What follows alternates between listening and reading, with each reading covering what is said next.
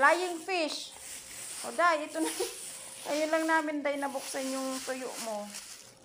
Na pinasalubong sa amin. Ay, amag na. Pero hugasan lang yan. Flying fish yan eh. Siling. Hugasan na lang, tapos ibibilad uli. Hindi na, pwede na kasi lagay sa prep.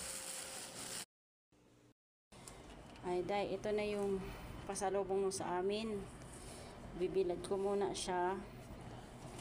Pero tinakpan ko muna siya, oh, kasi gabi. Tinakpan ko ng plastic para hindi maalikabukan. Pero bukas, tanggalin ko yung plastic para Ay, day, ito na yung pasalubong mo sa amin. wow. Bibilad ko muna siya. Wow. Pero tinakpan ko muna siya, oh, kasi gabi.